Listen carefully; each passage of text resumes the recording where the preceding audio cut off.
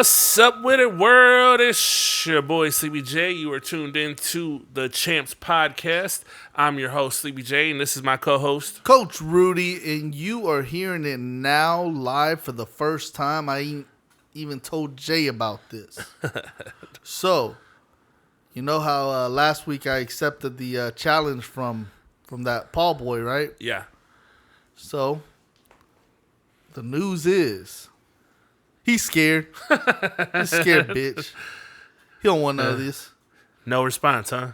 Complete silence? Man. No response is a response in and of itself. Right, yeah. That boy knows better.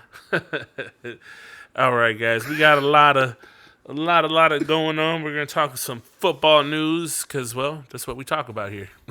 Yeah, so we're going to talk about football. We're going to talk about cockroaches. Oh, you don't know what I'm talking about.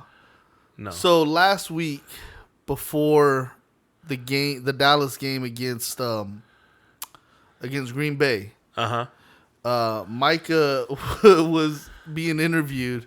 I don't know who was interviewing him, right? But he was being interviewed, and he said something along the lines of, "Well, my grandmother used to say that when you have a cockroach down, you got to stomp them. Make sure that you stomp the hell out of it, so you can kill it, so you can make sure that it don't get back up. So we need to do that to Green Bay, because right now, that's what they are."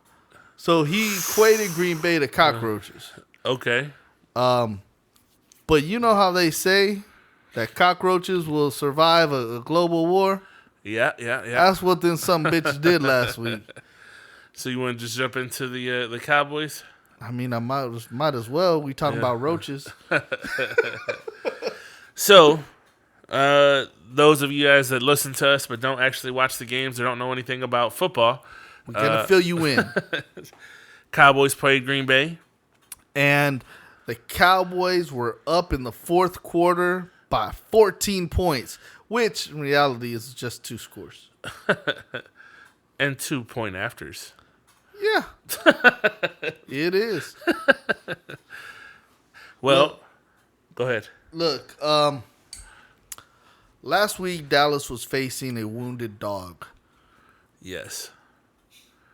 When an animal is wounded, one of 2 things is going to happen.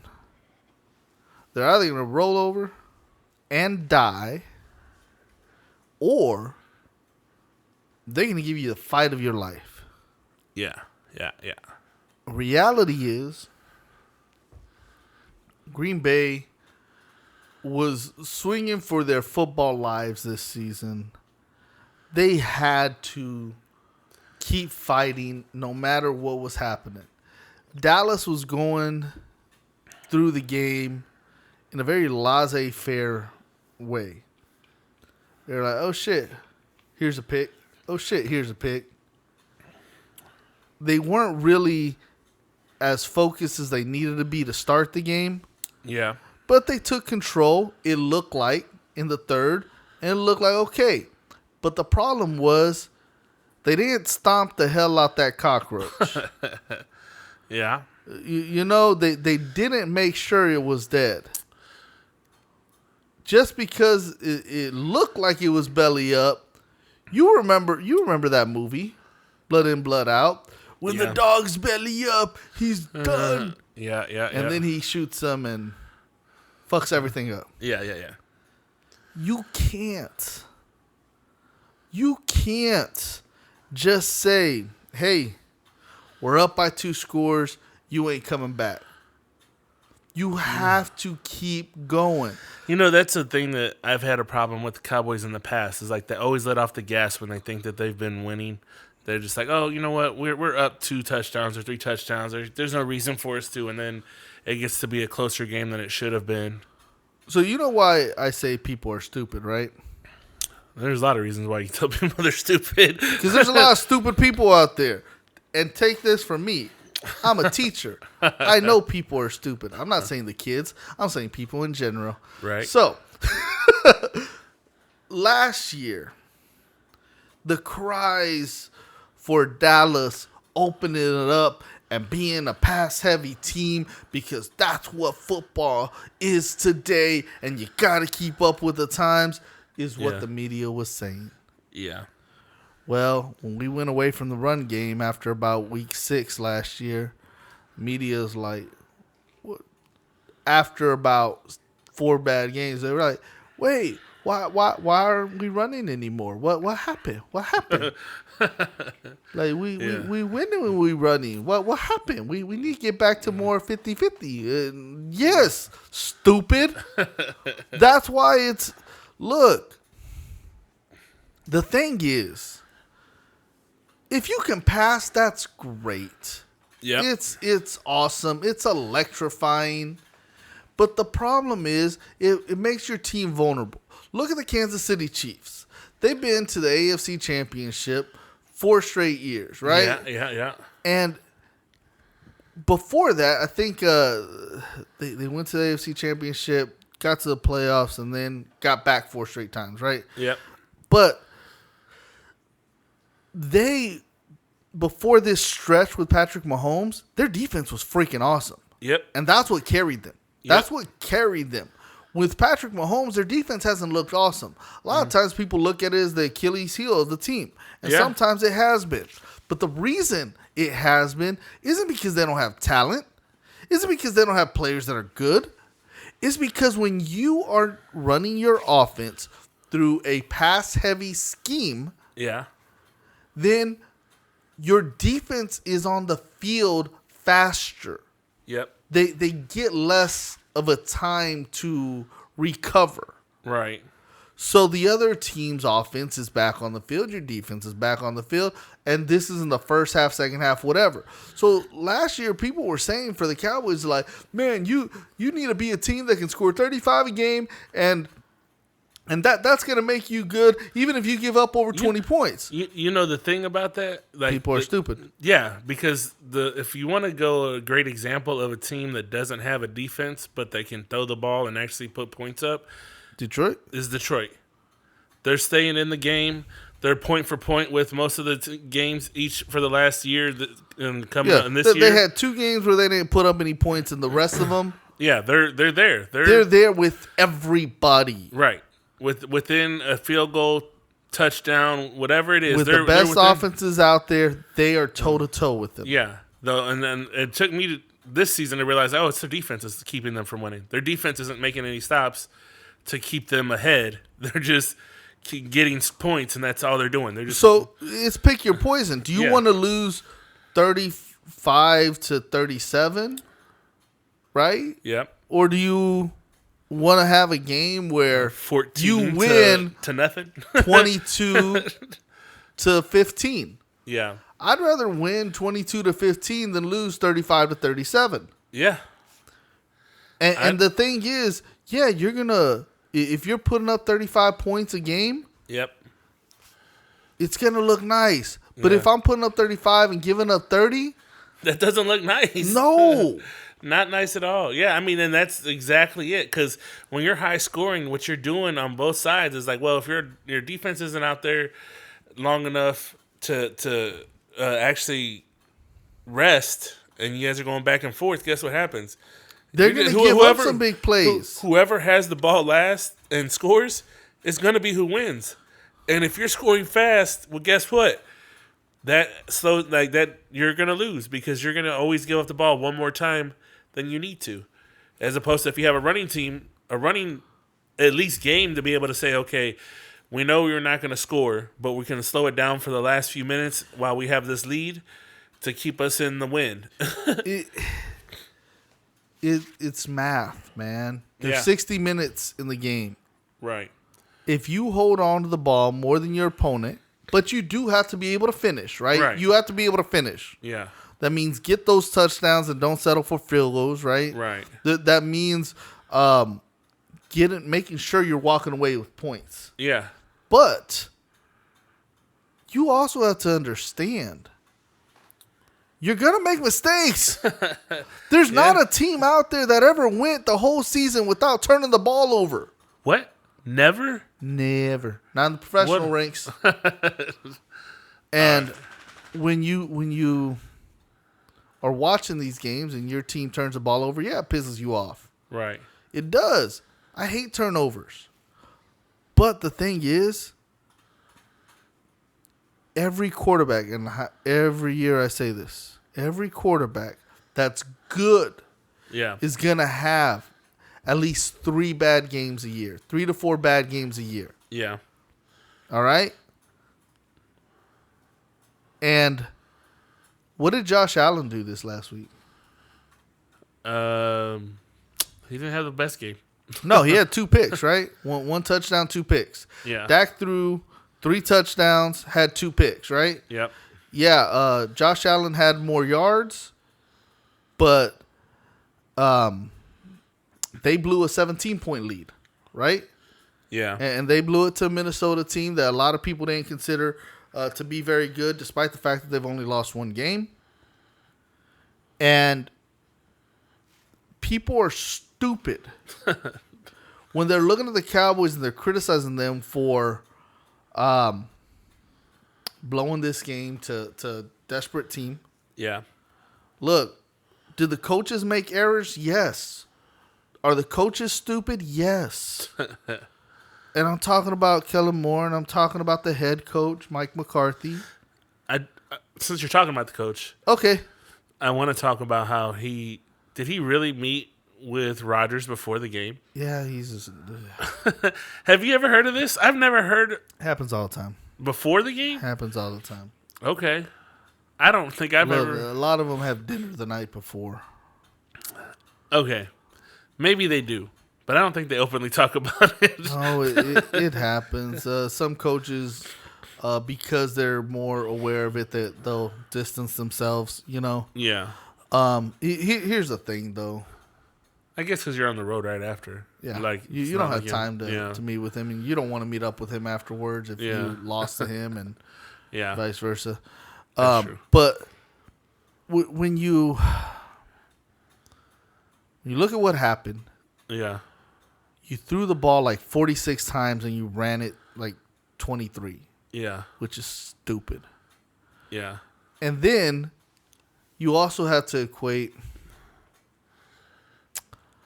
simple fact that you had fucking defensive players arm tackling. Not arm tackling. Shoulder tackling. Shoulder tackling. Hitting with one shoulder, and then the guy bounces off. Even if your buddy was right next to you and finished the play, he got 2 more yards because of it. Yeah. You kept drives alive because you kept trying to fucking shoulder tackle. Yep. I understand that in some instances, a shoulder tackle can bring ooh and ahs, right? Yep. And people get excited. But when the motherfucker is running low and you shoulder tackle him and he don't fall, then you didn't fucking do your job. It reminds me of when I was in high school, we used to get in trouble because a lot of the safeties and cornerbacks would... Tried that. No, they were feet diving, which is just as bad. If you guys don't know, to dive at the feet, it's great because you can stop them from running. But if you miss... if you're looking down, which most of the time they're doing, right? Then you're jumping at the grass. Yeah. Why the fuck are you jumping on the floor? Yeah. Yeah. So I had a receipt, or I had a nickel corner 2 years ago who did that shit all the time. Yeah. Somehow Arizona State was stupid enough to offer him a scholarship. Well, but this idiot was stupid enough to say, no, I want a bigger school, and no one else offered him anything. Oh. He deserved that. Damn. He wasn't good enough to play at the D1 level. Yeah. Anyways, this kid I would talk to all the time about that because every game he'd have 2 to 3 plays where he tried to shoulder tackle, gave up a big play. Yeah. The Cowboys defense did that like crazy. You know, I never, like, when people have bad techniques like that, I don't understand it because it causes a lot of injuries, honestly. Yes. I remember being on the line and people a lot of concussions happen on the line. If you guys don't know this, and it would drive me nuts. Like the people that next to me have busted noses from just like keeping their head down, their helmet pinching their nose and shit, and it never made sense to me. I never was one of those people because I got my bell rung once, and it's like that doesn't feel good. Like the pressure on my spine, my head hurting. Like I don't know why you guys do this. Like I used to smack like I knew people were gonna charge, and I would literally smack their helmet to the side because I knew, oh, they're just gonna lead in with their helmet. I'm just gonna smack them to the side, get right past them. Did it all day, every day. It was pretty decent whenever I played. Because I knew you guys are fucking idiots. You want to lead with your fucking head. Bottom line is, if you have good technique, yeah, you don't mess up as much. Yeah. Like you said, you don't get hurt as much. Right. When I coach football at any level, it's so that way you can succeed. And in order to succeed, you got to do the small things. Yep. Yeah. So, anyways, that's what happened. Cockroach lived. Yeah, and I don't know if you did get a chance to say that, but I know in our own private conversations, you did say you were hoping that Aaron wasn't in desperate mode because of this. Yeah, a couple weeks ago, you and I were having a conversation, and I was saying that, honestly, I would have rather Aaron Rodgers win a couple weeks ago. Yeah. Shake off one of these teams that beat them because they lost like 5 in a row. Yeah. If they would have won a week ago or 2 weeks ago, yeah, then they wouldn't have been as desperate. Yep. And it would have been an easier challenge, in my opinion. Yeah, and even now, this is still. He didn't play horribly, and his rookie that he was criticizing all fucking season really showed out. And the stud running back showed out. Yeah, I mean they're legit running backs, so it's not a fluke. Yeah, no, but once he gets his head out of his ass and starts to play, that's the problem that people have to worry about. And look, I don't care who you are, even if you're the New England Patriots, Kansas City Chiefs, or Green Bay. Yeah, when you play the Cowboys, it's still the fucking Cowboys. You know, it's funny. I was talking to somebody about that. They're like, oh, who are we playing? It doesn't matter. They fucking want to beat us. Like, everybody wants to fucking beat the Cowboys. Oh, yeah. You want to stomp us when we're down? Yeah. And when we're up, you want to prove to yourselves that you're just as good and that we shouldn't get the attention that we get. Yeah. So, but yeah, all I want to say is this game played out pretty much how I expected it to. Just because I just am a believer that Rodgers has the Cowboys number. Like, barring if he's not hurt or not wanting to play, I've yet to see otherwise. I mean, look, he's lost to us. I'm not saying often. I mean, yeah, you're not wrong. I think he's 8-3 against Dallas, something like that. Yeah. And even a couple of those losses, he fucking balled. I remember. Yeah. So we had to like narrowly escape those. Yeah. But it's the Cowboys. People get geeked up for us. Which, honestly, I know that they're not in the East, but I seem to remember like in the 90s that Green Bay versus the Cowboys was always kind of a big game. We owned them in the 90s. Yeah. The thing was, we had troubles with the 49ers in the 90s. Yeah. The 49ers had trouble with Green Bay. Yeah. We did not have trouble with Green Bay. It is a matchup thing, you know? Yeah. We kicked their ass. It almost makes sense. Like, this team, for whatever reason, has no problem with them. This team does. And it was kind of one of those things, like, if we can beat them this time, then that means that we could probably beat them next time, or beat that team the next time we get them. So I can see that. But, so I guess we talked about the Cowboys first. Fucking cockroaches. No, first we talked about how Jake Paul was a little bitch and didn't take you up on his acceptance. Yeah, Jake Paul is a little bitch. So actually, both the Paul brothers are because you called them both out. I called them both out. I told them I'll take them both out at the same time. Yeah. And no, I didn't mean to dinner. I meant fighting, dummies. I know how y'all think. But you said you take them both on at the same time, so they might not. Hey. Flowers first. No. So, Yeah, last week was fun football. If you didn't have money on these games, look, let's just jump to the opponent that the Cowboys are going to face next week. Because I think the Cowboys are going to beat Minnesota. You think so? I think so. And it goes to Kirk Cousins. We own him. Yeah. He's beat us a couple times, but we own him. And isn't Minnesota the team that Rush beat last year? Yeah. That gave him the whole. So Zeke should be back. Yeah. I think that a big part of why we lost this game to Green Bay is not having a Zeke as a running back. I know that Pollard put up decent numbers, but I think he broke 100 in 19 carries. Yeah.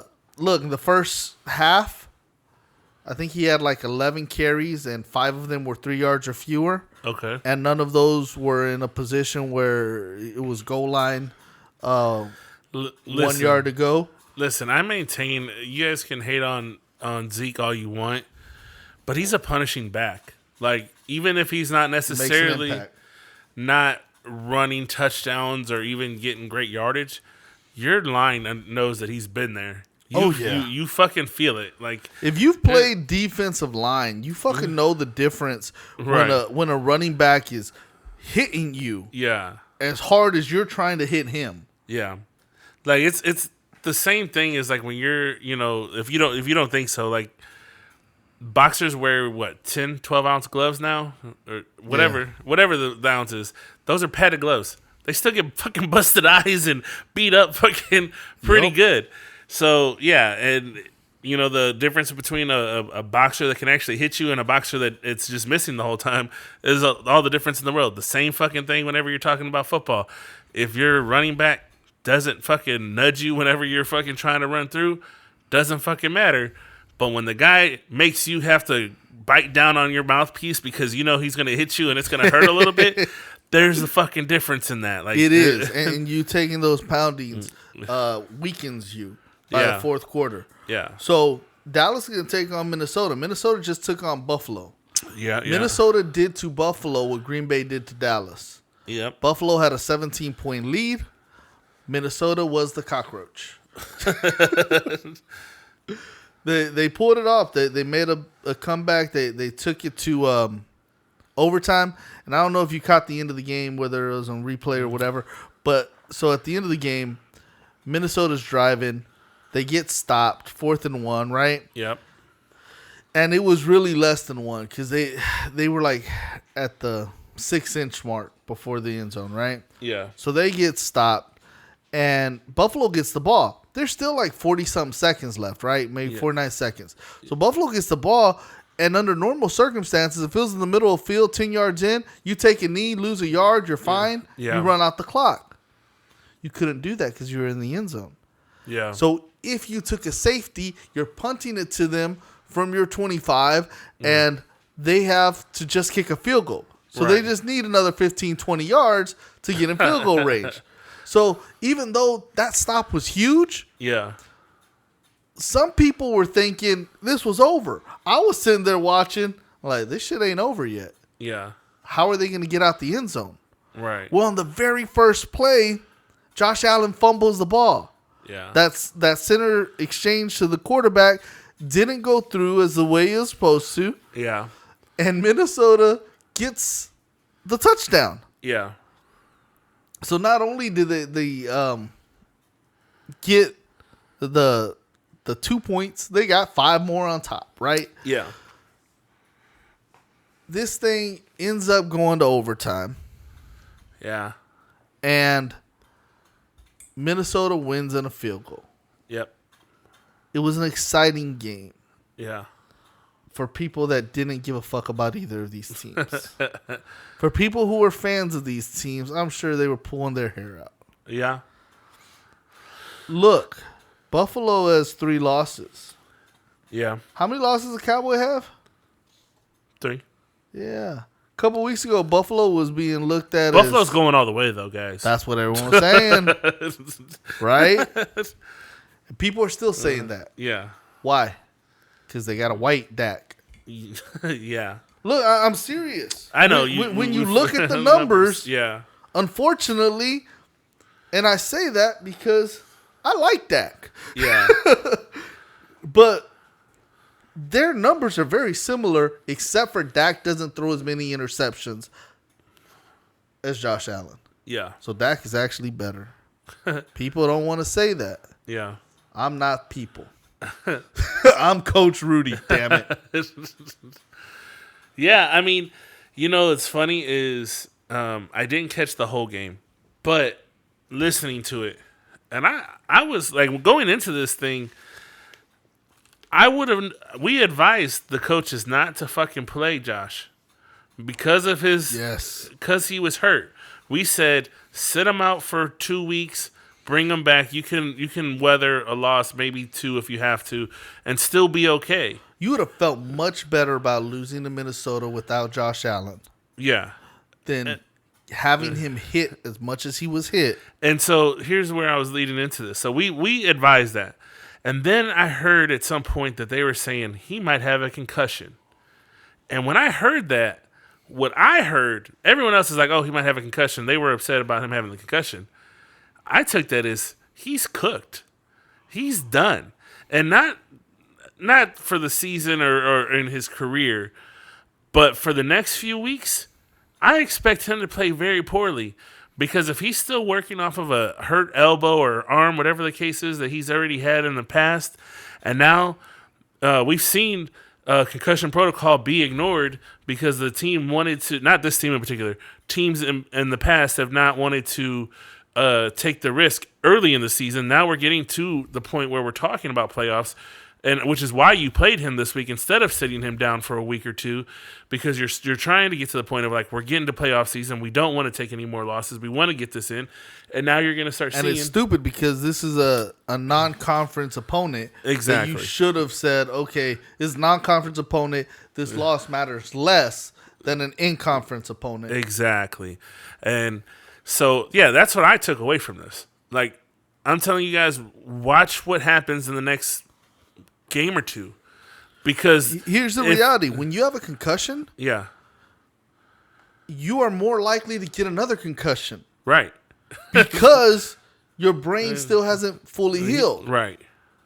You're it's not just thinking fucking what it is.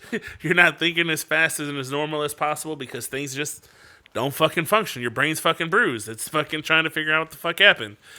With that being said, again, the next couple of weeks, if you are a Buffalo fan, watch out for your quarterback.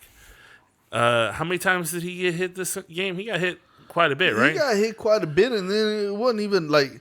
So there was a play where he tried to make a block or a tackle or something, and he hurt his elbow in the process. So that's exactly... Yeah, so when I heard... Because actually, I didn't think he was playing. Because, again, I listened to most of this game more so than watched.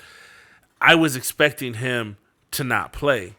Then when I heard he had the concussion, I was like, wait, oh shit, he's playing? Why is he playing? I would not have played him. I'm not a coach, but I know enough to know, like, don't fucking play your guy that you're relying your season on, that you believe everything that you Your tell MVP should not be playing when he's injured. Yeah. And not unless you're already in the playoffs. Yeah. Yeah, if you're in the playoffs, obviously, or if you're in the Super Bowl, yeah, you fucking play, put some dirt, put some tape on that shit and get the fuck out there. Yeah, rest when the season's over. Yeah, but when you're talking about trying to get to the championship and you have the wiggle room. And there's 7 fucking slots to make the playoffs. Yeah, and you have the wiggle room. You're not in the same situation as Green Bay. If Aaron Rodgers is in that situation, sorry, Aaron, you got to fucking man the fuck up and fucking play because it's do or die season. We've lost too many games early on for you to take this off. Exactly. But where you are today, you could have afforded that. You could have avoided what you took what was a hurt player and potentially injured him by allowing him to play with a hurt elbow. And now he may have damaged it more in that. And whenever he tried to do the tackle, now he's got a concussion on top of that. So what would have been 2 or 3 weeks out of that, now it could be when it's actually playoff time. Guess what? I'm out. You are Nick Foles fucking playing in the fucking Super Bowl because your fucking quarterback got hurt at the end of the season. Hey, cousin Johnny, do you remember No. a few weeks back, before the whole football season started, us having a conversation about which teams in the AFC East were going to make it to the playoffs? Yes. And I you kinda and I remember something about that happening. said something about, hey, look out for Miami. Yeah. They could be real. Do you realize that Miami is number one in the AFC East right now? I'll be. After their quarterback came back. And their 3 losses came with their quarterback being injured and their coach's staff being stupid and playing a concussed player. Yep. So, the funny thing about Miami, and we had said this, they were in a similar situation to the Browns a few years ago, where on paper they were a fucking problem. And our qualifier to this season talking about them was, if they know how to play together, they're going to be a problem. yeah. And what did we find out? Because we were looking at this like, we don't know much about this coach that they have. We don't know much about how they're going to play them. They fucking came in and they're fucking doing their fucking job. Yeah. So all of a sudden, this Miami team, who beat Buffalo earlier this year. Yep. Now, they do have another game with them, and that might go another way. But they are currently sitting pressure at number 1 in their division. Yep. And quietly, New England Patriots Yep. are in the playoffs. Yeah. If the season were to end today. Yeah. Just behind Buffalo, who sits at the 6th seed, because the Jets are sitting at the 5th seed. And the whole AFC East is in the playoffs if the season were to end today. Yeah. Look, there's a lot of season to go. Yeah. I mean, that's the real... depending on how you look at it, either fortunate, unfortunate part, depending on where you stand on your team. The AFC East is about to start kicking each other's asses right now. Yep. So I imagine that the Jets are going to slowly fall down. Now, whether they fall out of the playoffs or not, that's another story. I would say I've been impressed by them because they're a team that nobody's seen. Look, they've played well. Yeah, that's what I'm saying. Like we've ignored them so much in the last few years. For them to kind of even do what they're doing right now is still impressive. Now, again, there being so much of the season left, they could tank the rest of the season and it's not going to look as impressive. But as of today, it's impressive of what they've done. And that's all you can judge them on, right? Yeah. So, they're sitting in a good spot. Now, conversely, the NFC East, the only team that's not in the playoffs is Washington, who just beat Philly. Yep. And they're just sitting one game out of the playoffs as of right now. Yeah, They're sitting at the 8th overall in the NFC. And so when we look at it, you and I are proven to know a little something about football. The only thing that has fucked us up is the Lions. Yeah. And even still, the Lions, like we said, they're in every game. Yep. Virtually, there's save you for 2 when they got their asses handed to them by the Patriots and then by the Cowboys. Yep. They've been in every game. Yep. That Buffalo thing was big. Colts. Remember how people were criticizing them for hiring someone who hadn't ever coached in the NFL before? Yep. He fucking goes out there and beats the Raiders. Yeah. And this is what I said. A lot. What you don't understand, not you. I was like, what don't I understand? A lot, cousin Johnny. Starts with the birds and the bees. Listen, I was never told about those. You got time to tell me about those? Let me tell you about the birds and the bees and the... So, shut up. I'm not singing. So, anyways, coaches, and as you get higher and higher, coaches just need to be good leaders. Yeah. They need to understand the whole concept. They need to be able to step in head coaches rather. Yeah. They need to be able to step in and overtake a defense that's not really doing what they're supposed to, or an offense that's not doing what they're supposed to. Right. But overall, if you have a good staff, good coordinators, and good position coaches that can do their job, you can oversee it. Right. And you can find the flaws in your team and tweak it. Right. That's what a good coach does. Okay. So you don't need to have a ton of experience if you're a good leader. Right. Jeff Saturday was hired. Yeah. And even though it's a bad look, because that's why black coaches aren't getting the opportunity. Right. He has showed, and he is showing that leadership fucking matters. And those of you that are out there that say, no, you had to have paid your dues and it's not fair and that's some bullshit, fuck you. Right. Because what it really takes is someone who knows how to lead. Yeah.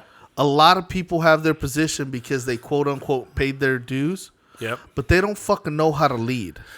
And yeah, like and being a leader, you have to know, play to your strengths and your weaknesses. Exploit the weaknesses of your opponents. That's how you win. If you Art of war. Exactly. You have to know your opponent. Yep. And if you don't recognize your own flaws, you don't recognize how to overcome it. A lot of times we look, here's the bullshit of it. A lot of assistant coaches don't want to tell the head coach what the problem is. Yep. Because they know the head coach is going to look at them sideways and be like, well, that's bullshit. That's what I want to do. How are you telling me that that's a problem? Right. So assistant coaches aren't always as forthcoming with their head coach. No, I mean, you can speak from personal experience. What was it? Last year you had your players were done. You told the coach, like, no, they need to sit out. And he was like, no, I want them in there. Yeah. He completely ignored it, even though they were tired and risking their own health, right? Exactly. Yeah. So, because most of the other coaches, they're like, yeah, I know, but I can't tell him. Fuck that. Why can't you tell him? Right. You tell him and the onus falls on him. Yeah. If you don't tell him and something happens to him, that's on your dumb ass for not trying to do something about it. Exactly. Yeah, I mean, and this goes into anything. I tell people all the time, like, I can only be as good as my leadership. If my leadership is shit, I can't be a great fucking employee or player or anything, because I'm going off of the person that's supposed to be managing me, leading me, teaching me, setting me up for success. And if you're not doing that for your team, you're not going to win. And look, Jeff Saturday stepping into this position because he's a good leader, or potentially because he's a good leader, right? He proved his case in the first opportunity. Yep. Now, if he don't have a good enough team, that's going to show out. And some people might say that that's an indictment of him, and maybe he's not that good of a leader. Yeah. But let's say he goes 500 the rest of the way. Yeah. That'd be a good fucking job. That's in my opinion. Yeah. For you to step in mid-season without having time to implement your system, get your guys, and what you're probably doing is trying to assess whether the other coaches on the team are worth a shit or not. Yep. Essentially, you are a substitute teacher. You are coming in, using what was already there, and you're just gonna like, okay, hopefully I don't fuck up whatever's already here, and we can make something out of what we have. Yeah. I mean, you're really trying to just because plug that hole in that sinking ship. Yeah, because you can't come in and implement a whole new system because we're midway through the season. Exactly. So you it's have just to impossible. Yeah, you have to literally go off of someone else's game plan, and hopefully you can tweak it. Yep. And that's all he can do. Yeah. Is tweak. Now next season, if he's still there, that's a different story. Overhaul if needed, but what you can do otherwise is assess. Hey, you're a real deal. You're a good coach. I want to keep you. Yeah, that's essentially if he's lucky enough, like you said, he gets 500 out of this. Let's say he wins out half of this season. From this position, he gets a second season. Like, okay, we're gonna give you a full season, let you see what you can do. At that moment, essentially, this season is him, even with his players. Who are we gonna keep this year? Who are we gonna let go? Who are we gonna build with? Because essentially, this season will be practice for him. So yeah, I mean, when you look at it, I think that it was a great job Yeah. that he did through this week. Right. Now we'll see, like you said, how it continues. I know that their schedule, they got a lot of tough opponents coming up, Yeah. but even with all their flaws that they had, I thought they had a puncher's chance to end up 500 anyways. Yeah. Because their squad last year was legit. Their defense was legit. Their run game was legit. Yeah. It was just a matter of this year they weren't gelling offensively. Yeah. And obviously their leadership was laying them down. Yeah, I mean, I didn't think that I said it last time. I didn't think that their leadership was going to be out, but you know, we're in a league where we're trying to move quick, so.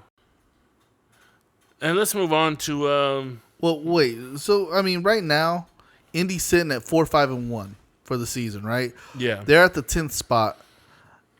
The only teams that are above them to get into the playoffs are Cincy and the Chargers, who are both at 5-4. Okay. Now, you know, the Chargers are everyone's sweetheart. They got Herbert, who's a great quarterback. Yeah. As far as talent-wise, they just don't seem to keep it together long enough. So they're a very viable threat, right? Yeah. And Cincy, obviously, they were in the Super Bowl last year, so they're legit. But they're on the outside looking in. Yeah. Patriots are sitting at 5-4 at the 7th spot. And then you got teams 2 through 6. Miami, Tennessee, Baltimore, Jets, and Buffalo all sitting with 3 losses. Yeah. Kansas City sitting up top with 2. Indy isn't out of it. No. That'd be crazy. They go and then like with the interim. All these coaches are gonna be so butthurt if he takes a team having not been a coach, right? And is so disrespectful. And I don't know how many guys I heard say that shit. Yeah, that was just so annoying to me. Yeah. Look, I mean, look, if you know the sport, and not everyone does, that's the problem. Not everybody does. Yeah. But if you know the sport and you know how to lead, that's what it takes. Exactly. He knows how to lead. He's not ignorant to the time that it takes. Yeah. Somebody made a comment saying something to the effect of that a guy that they worked with as a coach, he only saw his family on Friday evenings. Yeah. He'd pick up his kids from school on Fridays.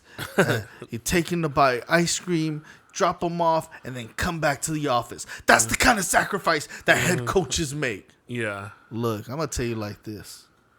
I learned a long time ago, there's a couple of ways of managing. Yeah. You can either spend every waking hour at the place that you're managing, whether you're coaching or whether it's managing, right? Yeah, right. Or you can get your shit straightened out. Yeah. And then only spend the needed time there. Yeah. I mean, there comes a time where you're overdoing it and it's not doing any good to be doing that much. Exactly. So, a lot of coaches, it's overkill. Yeah. Like, I worked with this one guy. And he wanted us there. We were at school till fucking 11 o'clock at night. Yeah. 5 days a week. Bullshit. Because during a lot of that time, we're sitting around saying, you know what we're supposed to do? No, he hasn't fucking told us yet. Yeah. Like, do you know? We just waiting on him. Yeah. Because that motherfucker didn't have shit organized well enough. Right. And if you have things organized well enough, you don't have to be there all that fucking time. Wasting time and money. If people have roles and they know what to do, you maximize your time, and you don't have to be there just to make it look like I'm the last one there. Yeah. That must mean that I'm working hard. No. My dad, who's a hard-ass worker, construction, he said you can either work smarter or you can work harder. Right. Which one you want to do? Right. So, yeah. You can be there all fucking day. You can neglect your family. You can. Doesn't make you win. Nope. Not at all. If 31 coaches are out there doing that, are all of them fucking winning? Yeah. No, it doesn't work. Well, my answer, wasn't. Yeah, they are. My answer is agreeing with that they're not. No, I get. No, I mean they are. They are there, but they're not winning. Yeah, yeah. That's what I was agreeing to. but that's what I'm saying. Look, you can be, and I don't know how much time Jeff Saturday's gonna be putting into this. Yeah.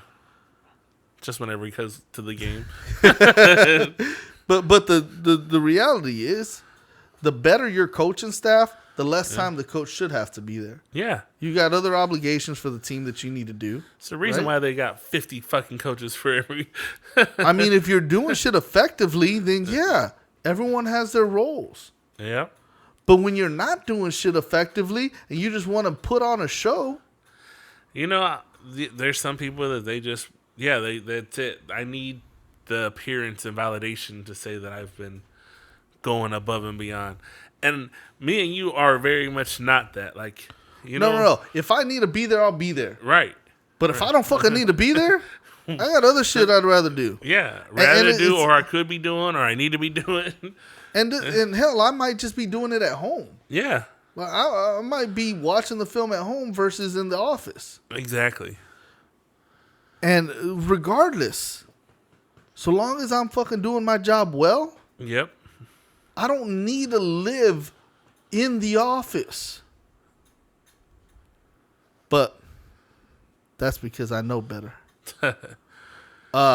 Anyways, so like you said, let's move on.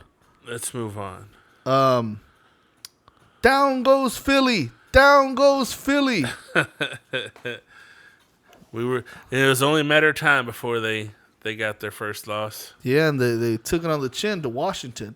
Yeah. What did we say about Washington? We said they'd be pretty good, right? Yep. 5-5. Yep. They're on the outside looking in behind San Francisco, who's 5-4. Yep. I mean, and the thing about it, people expected this to be an easy game for Philly, but as we say all the time, any given Sunday. And also, divisional games ain't no fucking guarantees. Yeah, exactly. I don't care how good you're supposed to be versus how good the other team's supposed to be. Yep. You could throw the records out the window, especially in the NFC East. Like, I know there's some divisions that, this team always wins, period. Yeah. For the most part. Yeah. Green Bay versus their division. They've always dominated it, picked up fucking eight wins a year, Yeah. But in the NFC East, I think 2, maybe 3 times total, somebody is swept the division. The Cowboys did it in like 96, and then they did it again last year, and I think Philly did it one time. Right. Some shit like that, right? Yeah. So 3 times in the whole history of the NFC East have people ran the table against the division. Right. It doesn't happen in the NFC East. So Philly losing to Washington just made sense because they had already beat them once. Yeah. That's one thing I don't necessarily like about the East, the NFC East, is I feel like they do that. Like, if you've won one game, you don't worry about the second game. And I'm not that person. Like, I want to win. I want to win out every fucking time that I can. But I feel like I've seen that where it's like, oh, well, they already won the first game, so we'll be all right, Or you sit your players out because it's getting closer. Like, fuck that shit. You better score and, like, fucking keep going. Like, don't fucking... Yeah, I hate it when that happens. You want to know what's funny? So Dallas is in at the 6th seed and will be, if the season ended today, they'd be facing Seattle in the first round of the playoffs. Okay. I don't know about you, but I think I kind of like that. I had a moment initially because I was still stuck in the past. So like, that's going to be a tough game, but no. I mean, would you rather be the 6th seed taking on Seattle? Okay. Or the 5th seed taking on Tampa? Seattle. That's what I'm saying. Yeah. I think Seattle is definitely a strong team. They're earning their spot, right? Yeah. But they don't have a long history of success with this squad. Right. So for them, it's still new, right? Yeah. The coaches are have been there for a long time, that they're vets at it or whatever. But the team itself, they don't know about winning. So I like my odds against that versus a team that 2 years ago won the Super Bowl. Right. You know, even though I think Tampa's old, I'm just saying if I had a choice between them two, Yeah.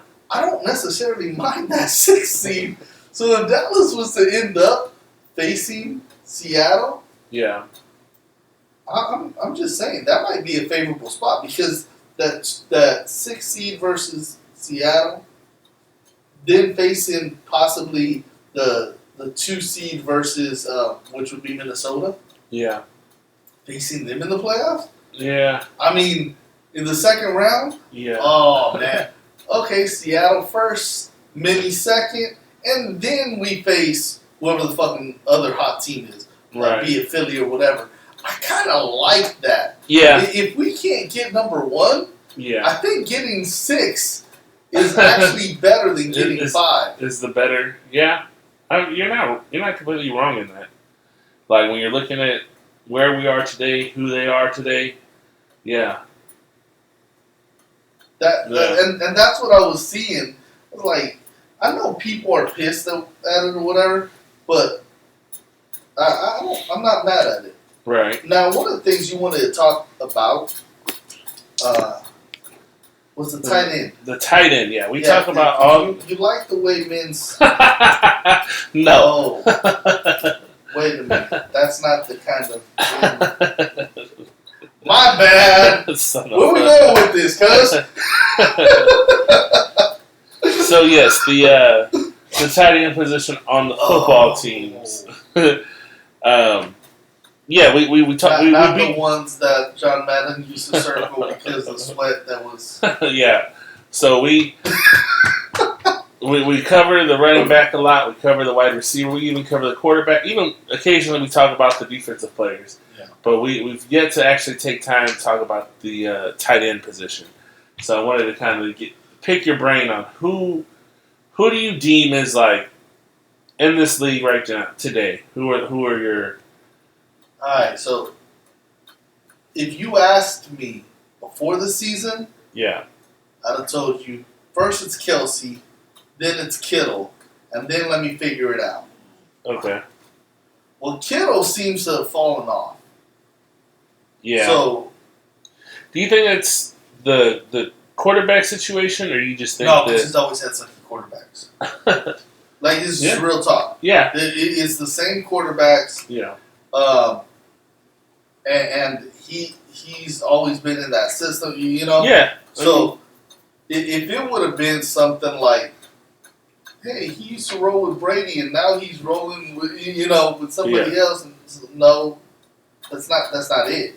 Right. So, for me, Kelsey's it. Like, as far as number 1, he's fucking awesome. He does drop the ball a little bit more than what I care to see. But as far as who's the pinnacle right now, it's him. Right. Not even close. Right. After that, one that surprised me looking it over, Hawkinson. Yeah. This year he's been damn good. He's been as good as Kittle usually was. Yes. You're not wrong with that. Actually, in previous seasons, I would have said Hawkinson was not as good, but same level, like just slightly under Kittle. Yeah, I'd say 5'6" ish. You know? Yeah. Like if you couldn't get Kittle, Hawkinson wasn't a bad choice to have in previous seasons. And I thought I would have had Schultz up here, but the reality is Schultz proved while Dak was out. Yeah. Why I actually wouldn't have paid Schultz. Right. Because I think Schultz is just a guy. That's it. Yeah. Like he does work well with Dak. Yeah. Dak feeds him because Dak can trust him. Yeah. He's where he's supposed to be. Right. Unfortunately, Lamb isn't. Anyways, I digress. So I got Kelsey 1, Hawkinson 2, Andrews 3. He's doing his thing with Baltimore. I think you give him another year there, putting up this type of stuff. Yeah. I think he's going to solidify himself. like for real, at that 2-3 spot behind Kelsey. And I got Goddard. Okay. I mean, dude's just very consistent. Yeah. Higbee. Yeah. Rounds out the top 5. And these guys are all kind of clumped together as far as the next 6. Yeah. Because remember, we go 11 here. We don't stick to that 10 bullshit. I got Higbee at 5. Then Njoku, Komet. Now, Fearmouth, I don't know how to say his name either, but I know come out. Him, Conklin, Kittle, and then Gesicki. Okay. Like, to me, when I was looking at all the tight ends, and I know that a lot of this is based off of offensive production. Yeah. But I had to eliminate the quarterback tight end from New Orleans. Yeah. Because fucking pick a position. Yeah, I mean, so with who you have, I put Higbee in my top 5. I have Kelsey obviously is number 1. Actually, I probably put Higbee at 2 personally. Then Hawkinson. Yeah, I put Hawkinson there.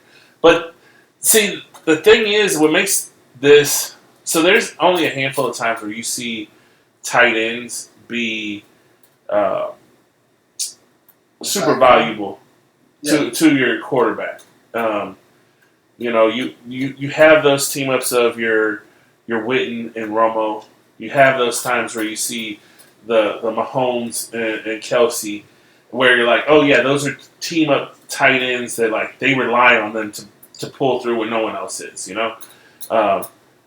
and then everyone else kind of falls under that wayside of like they have good games, they are a difference maker, they are an extra receiver when they need them, but their production isn't as consistent whenever they don't have the quarterback that relies on them to listen. They're going to cover my receivers, and I need you to be open at the right time, or I need you to push through when no one else will. What's the one that was in Tampa most recently? The one that was Brady's. Like you think of those kind of duos of those players. Aaron Hernandez. Yeah, that's who it was. Fucking Hernandez. It was a joke, guys. Calm down. Anyways. Yeah. But yeah, so I mean, you mentioned Gesicki, and I had a higher expectations of him when he came in because he did good in the combine. I just expected him to actually be a secret weapon, a monster. I expected him to be what Kelsey is, just because of his combine performance. Well, Pitts was the one that everyone was in love with, after the draft last year. Yeah. Like, he was the one that was thought that he was going to be the next, Kelsey, I guess. Kyle Orton. But look, as you were talking, I got to thinking, when we look at these tight ends, you have Gronk, Yeah, Gronk. That's a... Yeah. You have the Gronks, the Kelseys, what was that tight end that was great when he was in New Orleans and then when he went to Seattle, like, disappeared? You remember what I'm talking about? He was no. He was really good under what the hell that quarterback's name, Breeze. When he was working with Breeze, Yeah. he was awesome. Then he sucks. Yeah. Google it, find out. But when we mention all these guys outside of Kelsey, Yeah. and I don't mean it as a disrespect to the guy I'm going to compare them to. Kelsey and Hawkinson and Andrews this year, maybe even Goddard, right? Those 4 guys, they are Gronk, Jason Witten.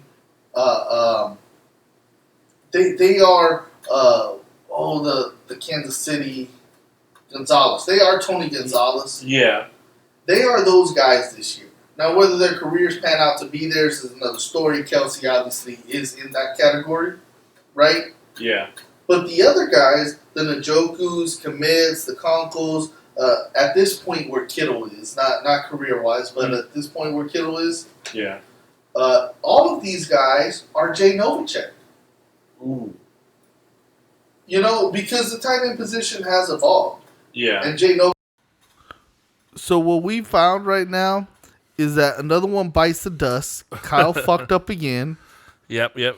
And there's going to be a segment of what we were talking about that just completely disappeared. Cuts out. Bean Chick Kyle. Probably because I said every time we talk about him, he does some fucked up shit. Look, I purposely didn't mention you, Kyle, at the beginning of the show out of an effort of me not saying fuck you, Kyle. Right. And me calling you a bitch or anything like that, because I was sticking my hate to where it deserves, and that's the Paul brothers. I was trying to stick my... Wait a minute, that don't sound right. I was trying to keep my volatile language towards them. And then you have to go and erase half of what we're saying about the freaking tight ends. So, with that being said, guys, sorry if you were really enjoying that part of the conversation. Maybe we will revisit at another episode. But I think we've given you guys plenty of time. At least we did until fucking Kyle cut us off. So maybe we should listen when he said wrap it up. But whatever. Fuck him. We were trying to give you guys great content. Apologizing for the tight end segment being cut off. But look, because of all this bullshit Kyle's been doing, I've been trying to convince Johnny to make Kyle do the one chip challenge. And I know some of you will be like, hey, you know you can't make somebody do something. Yes, you can. It's called peer pressure. Exactly. But if you're his bosses, ain't nobody a boss here. We're all coworkers. We pick on each other fairly. Anyways, guys, if you guys like what we said, don't like what we said, we don't care. Please continue to like, comment, share, and subscribe. Just because you hit the like button doesn't mean you like it. Just hook us up. Right. You know, it's like the terms. Do you accept these terms and agreements? Yeah. Click. Just exactly. Make sure you hit that like button. Let your friends and family know about us. Let the Paul brothers know Coach Rudy still letting that offer be there if they want to voice their... And here's the deal. If you don't like the show, still promote it, because that way everyone has to suffer through the same nonsense that you had to suffer through. If you listen to this whole thing and you're like, my God, I hate these idiots. Cool. Make other people hate us. You know, it's like whenever you have like a bad soda, like, this is gross, taste it. Yeah. You're like, oh man, this smells horrible. Smell it. Make other people listen to us. We will not be mad at you if you do it. I promote that. But with that being said, guys, please, you can contact Coach Rudy at Twitter. At RudyV1982 on the Twitter. Look, I know that Elon Musk or somebody has bought Twitter and there's fake accounts. And if someone's faking being me, haha, they're wasting their own time. But this is Coach Rudy. Enjoy your week. We are looking forward to talking to y'all before Thanksgiving. But Jay, take it away. Let them know where they can reach you. You can find me on TikTok, Twitter, Instagram at SleepyJ, SLEEP_E_J. And those of you that do get on Mastadon, I've just got on there. It's still a little weird for me on how it works. It's kind of like Twitter, but it's not like Twitter. Because there's not so much noise on there. So if you guys are on Mastodon, please give me a follow. It's at SleepyJ at the same way, SLEEP_E_J dot. I don't know what the dot whatever is. So find me. I will try and find you. Let's create our own community on there, guys. All right. Let's do it.